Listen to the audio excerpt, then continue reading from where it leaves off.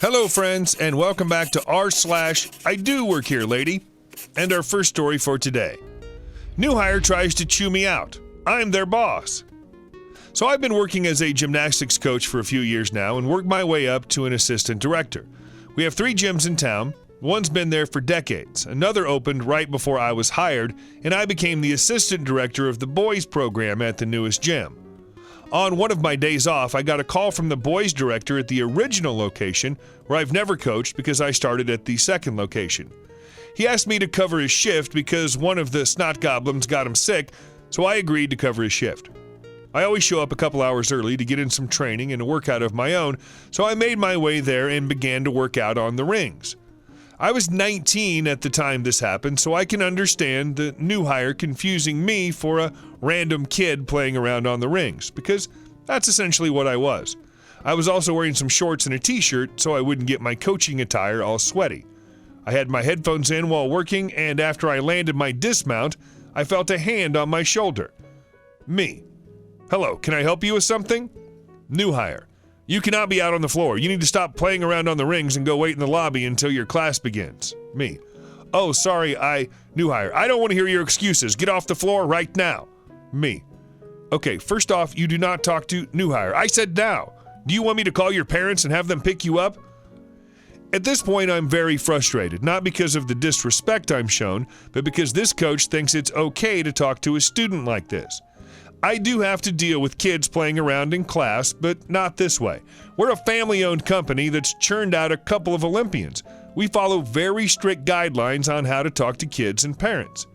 As I was about to tear into them for this, I had an idea. Me. Okay, I'll get off the floor and wait until I need to be out here. New hire. Good. Don't ever do this again. I walked off the floor, and as I was ready to be done, I went into the break room around the corner to change and clock in to set up for classes. The rest of the boys' coaches were in there waiting for me to get them together for a daily meeting. I've met them all from competitions between our gyms and was good friends with them. I threw on my director's shirt and said, "Come with me, you guys. You're going to enjoy this." We all walked over to the coaches' hub for our program to begin our meeting. When the new hire saw me in my uniform, I could hear his heart drop out of his butt and hit the floor. Me. Hello, new hire. Is it okay for me to be out on the floor now? New hire. I'm sorry. No, it's okay. I don't have a problem with what you did. Kids can get hurt on the equipment very easily while unsupervised. However, the way you did it is unacceptable. I'm going to need you to stay after to have a meeting with the gym manager and the owner. The rest of the coaches were all about to explode with laughter. We had our meeting and had a successful day of coaching the kiddos, and after the last class, I pulled the new hire aside and told him that it's okay. I'm not going to bring this up to his boss and the owner, but he needs to treat our customers with respect. He's a good guy and a good coach now that he's been with us for a while. I still tease him when I see him at competitions. Yes, I am old enough to work here. Sorry for possible mistakes. English isn't my first language, and the conversation is freely translated. So my workplace is a small craft yarn fabric shop in an area where there are often students from the nearby school for teens and young adults with learning, physical, and mental difficulties on week-long internships, learning how things happen in work life. In our store, their tasks usually include helping to tidy up the store, making coffee, restocking shelves, and easy customer service tasks like packing their purchases, etc. I look younger than I am. I've just turned 25, and in my work clothes, usually black skinny jeans, t-shirt, and cardigan, very subtle makeup, and my long hair and a neat braid, I often get mistaken for a teenager.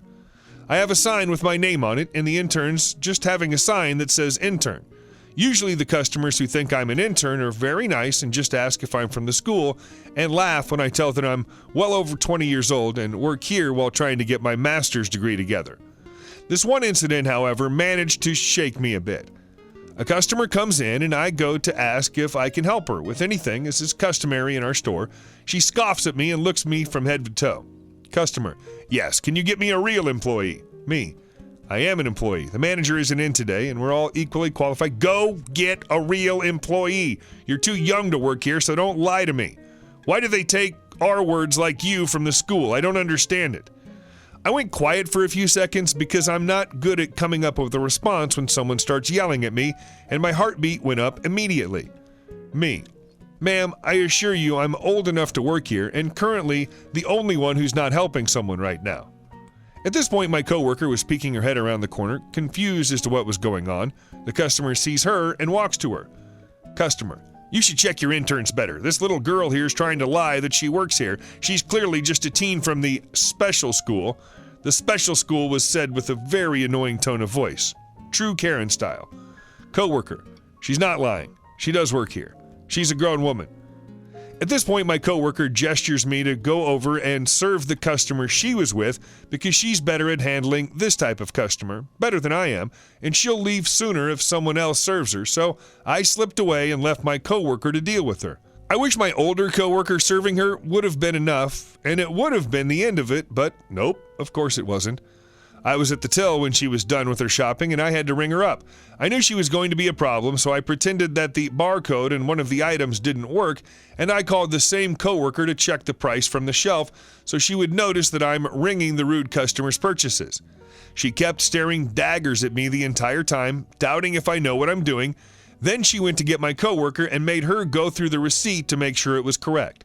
She actually looked disappointed when indeed I'd rung up all the items on sale with the correct price.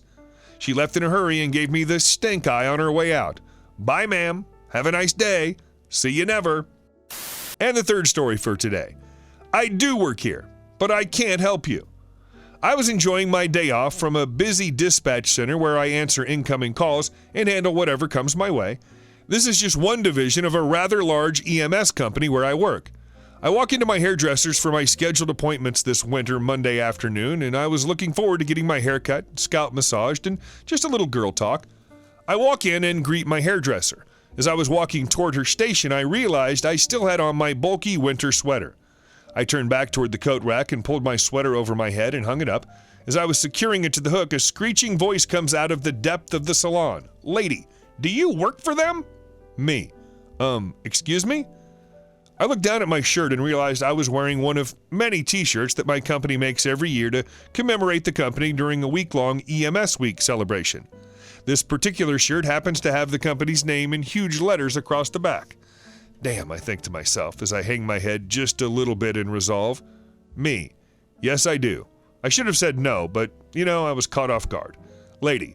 Well, maybe you can answer a question for me. Me. Putting on my polite face because now I know I'm cornered. I smiled my public smile and turn around. Me? I'll try. At this point, she literally goes off. She's asking me why an ambulance crew did something or didn't do something and why they would ignore what she was saying and was just basically going off at me about a 911 call she was involved in. This diatribe lasts about a minute where I'm just standing there on my day off in a salon waiting to get my hair cut. There are so many snarky responses I want to give this woman, but I've already admitted to where I work. I don't need a public complaint filed against me. She finally stops so I can speak and politely inform her, me. I don't have an answer for you. I don't work in that division. You would need to speak to an ambulance division supervisor. Apparently this is not good enough. She goes off again. Basically, she's just repeating her previous rant and questions. Maybe she thinks by doing it again, I'll be able to answer her questions. Not a chance in hell am I going to engage this crazy woman with the highlighting foil sticking out from her head. After another minute, I repeat what I originally said. Me. I can't help you. I don't work in that division. I work in dispatch. You need to talk to one of the ambulance division supervisors. Crazy lady. But why? Me. I can't help you. I break eye contact and walk over toward my hairdresser, who's standing by her chair with her mouth hanging open. As I sit down, crazy lady starts up again, only this time she's not asking me questions. She's telling everyone in the salon how she thinks an ambulance crew should do things and that she's sure to resolve a whole bunch of problems with her advice and insight that she's sharing. My salon trip is ruined. Every time I try to start a conversation with my stylist, this crazy lady interjects as though someone asked her she's my friend. Lady, let me tell you, you're not my friend, and you don't know what the F you're talking about. You managed to ruin my salon trip and pretty much my entire day. I won't wear that shirt in public again. It's been moved to the PJ drawer. I hope you guys enjoyed the stories. If you aren't subscribed, please hit the subscribe button and turn on notifications for future videos. If you didn't like my opinions, or if you liked my opinions, please let me know in the comments below what you thought of the stories, and I'll see you soon.